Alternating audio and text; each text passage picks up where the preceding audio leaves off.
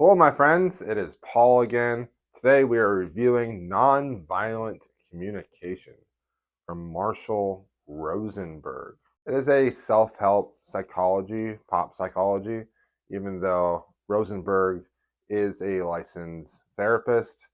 I still felt like it wasn't pure psychology because it wasn't based on actual studies, but on anecdotes and experience and observations.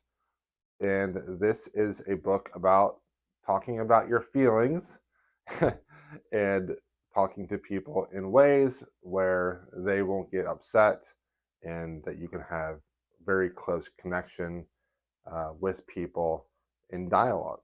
So I have some notes for this one. This is the fourth nonfiction book that I've read in January. This is the only one that I've actually read in physical form. So this originally was published in the 90s. This edition was published in 2015. It is the third edition, and it is published by Puddle Dancer Press. Puddle Dancer Press. I'm surprised it wasn't published by Tor. Okay, so what is nonviolent communication? The process of nonviolent communication is the following. The concrete actions that we observe that we affect us is first. So the things that are bothering us, the things that are affecting us, the actual actions, the actual things that are bothering us. How we feel in relation to what we are observing, how we feel about those observations. Then the needs and the values, the desires that create our feelings. And then finally, the concrete actions that we ask and request to other people in order to enrich our lives. So this book goes through many different stages, and it mostly focuses on how to put into words your feelings. The first section is about analyzing. When we analyze others, that is actually an expression of our own values and our own thoughts and our own feelings and our own needs. So if we are judging others, we are actually just judging ourselves and what we need. And along those lines, comparison is a way to make us completely unhappy because that is a form of judgment and it'll just make us miserable. We must take responsibility for our own feelings. We have a choice to feel or not to feel a certain way. Other people don't make us feel that way. We choose to feel that way.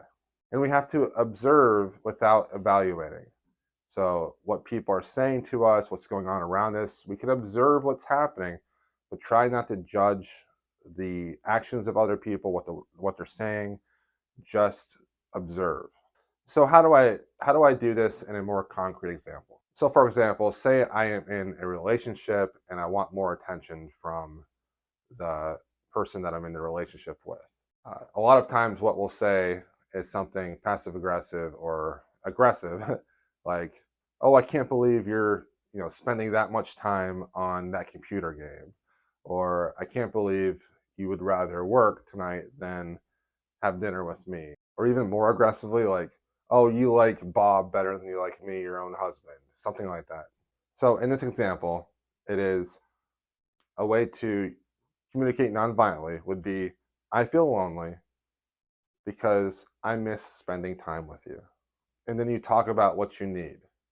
"I feel lonely because I miss spending time with you.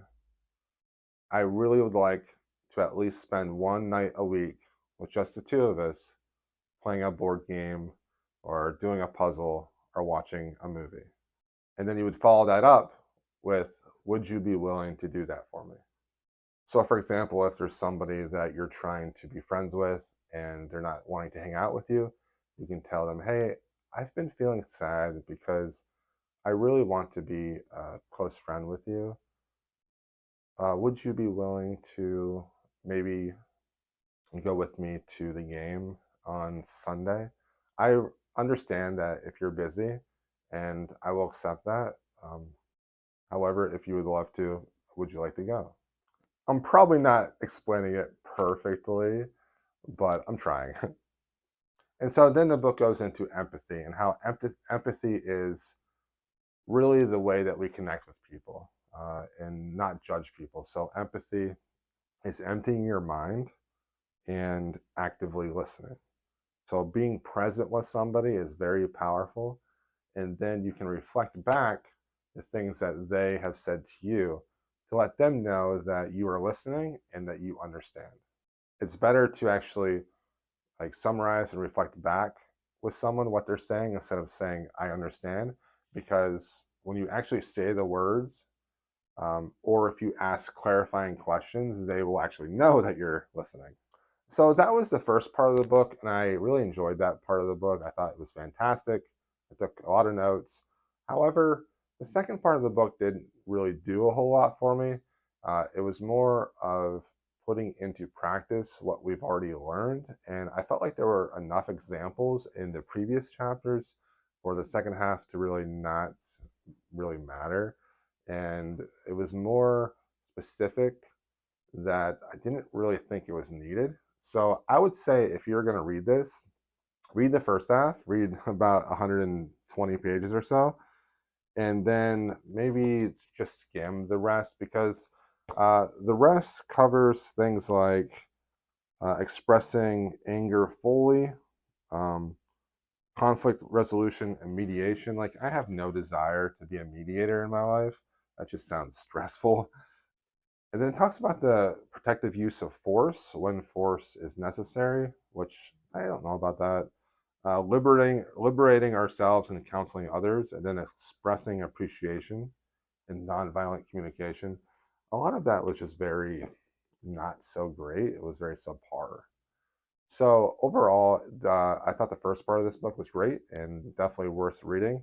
I've heard a lot of the ideas in this book in the past through other books and other podcasts and other media. It's nice to find out where it all comes from. So I do take it all with a little grain of salt because it is kind of pop psychology. Like I said at the beginning, it's not rigorously tested and peer reviewed. So I'll take it. I'll try to use it in my life, but we'll see how it works. I'd rather test it out in my life and see if people get annoyed with me.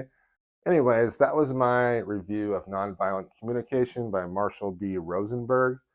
I do recommend it. I do recommend the first half, but not the second.